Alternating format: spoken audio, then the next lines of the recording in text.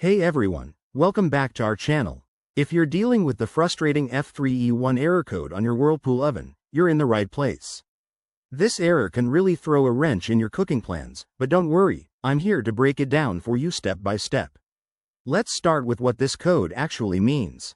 The F3E1 error typically signals a problem with your oven's temperature sensor, which is responsible for accurately measuring and regulating heat. If it's malfunctioning, your oven might not heat properly or could shut down entirely.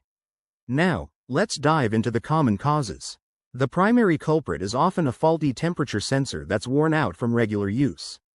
Other possibilities include loose wiring connections, a damaged control board, or even issues with the oven's thermostat.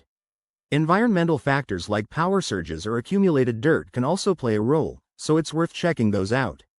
The good news is that you can fix this yourself in many cases. First, try a simple reset. Unplug your oven from the wall for about 5 minutes, then plug it back in and power it up. This resets the system and resolves minor glitches about 30% of the time. If that doesn't work, you'll need to inspect the temperature sensor.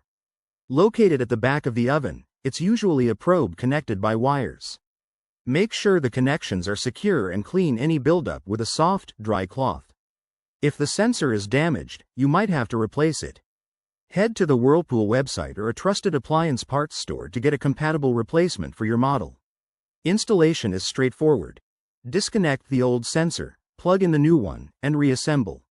Remember, always turn off and unplug the oven before starting any repairs to avoid electrical hazards.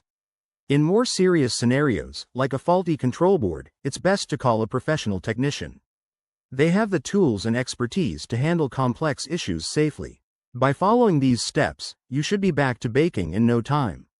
Thanks for watching. If this video helped, hit that like button and subscribe for more handy home tips. See you in the next one.